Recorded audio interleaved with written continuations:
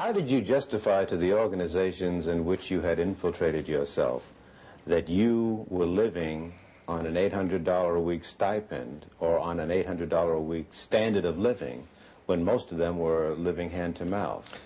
Well, hey, brother, I'm hustling, I mean, hey, man, sell a little of this on the side, a little of that on the side, I get over, that kind of thing. In other words, ain't nobody's business but mine where I get the money. So, everybody took it for granted that I was possibly doing a little dealing on the side. That kind of thing. Then also,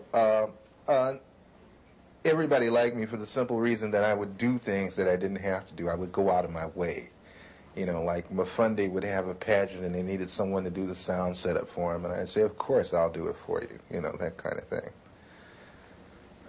I was very well liked at one time in the community. Would you say to American citizens that this situation of surveillance and infiltration continues to this day? Oh, yes. On the dimension that you experienced? Probably much larger by now. Larger? Oh, yeah. Let me put it to you like this. Each year, everything gradually escalated up more and more. So I figure when I left, it didn't stop escalating. As they say, one monkey does not stop anybody's show.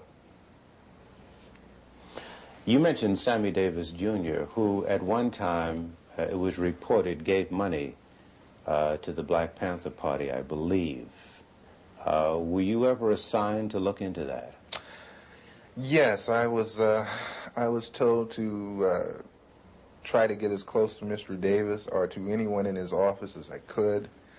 I used to go up and have real chit-chat, chummy conversation with his personal secretary, Ann, at the 9000 building on Sunset. And I used to bring a Porter-Pack video camera, and I used to go around and I would videotape the whole office. You mean celebrities would be coming into his office and you'd film them freely? Oh, yeah. Didn't they question that? I'm from the Ross Writers Workshop. Yeah, right on, brother, that kind of thing. No questions asked. Same thing with the NAACP Image Awards. They were very interested in people like Sammy Davis Jr. There was another black in Los Angeles that they were very interested in because, not Los Angeles, but in Sacramento, Nathaniel Colley, who's attorney for the NAACP. And I know Nat. And they wanted information on him, just for the simple reason that he's an attorney for the NAACP, which makes no sense to me, but must make a lot of sense to them because they use the information. You've been called upon to testify in Washington. Before who? Before the Senate Committee. I was called first to testify before the Church Committee, and I did go to Washington, D.C. I did testify to those people, and I want to say right now that the committee was full of smack. They got loads and loads of information and didn't even use it, didn't release it. I had tapes that I offered to them in evidence against the Federal Bureau of Investigation with conversations of me and my supervising officers where he's telling me to obtain certain articles for him by stealing.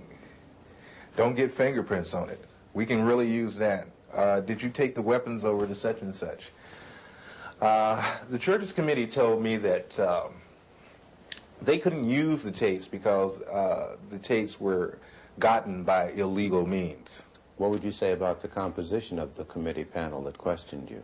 I can say that's for the birds too, because the same people that I was talking about were the same people on the panel with the Churches Committee. What do you mean?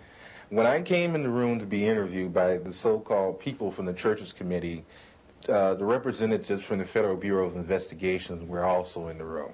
FBI agents were a member of the Church Committee panel? They were there with the investigators for the Churches Committee asking questions just like the Churches Committee. And see, this is another thing that I find fault with, and this is another reason why I am not going to Washington, D.C., is that, again, I have been asked to come again for the second time, I'm not going again. For the simple reason that when I went up there with the idea that there were agencies investigating the Federal Bureau of Investigation, not the Federal Bureau of Investigation investigating itself. You're on the lam, almost. Do you have a sense that you're going to be arrested and go to prison? Oh yeah, eventually. Eventually, when things come to a head, it has to. Has to be that way. No other way around it. What would you say to citizens who sit and listen to what you've said and have a sense of frustration and helplessness? There are some agents, the old line agents, that disagree with the tactics that were used during the so-called Cointelpro period. But one thing I don't want us to jump off of is that people always talk about, they're talking about Cointelpro now so heavily. I'm not talking about Cointelpro. I'm talking about a thing called BD, which was better known as Black Death.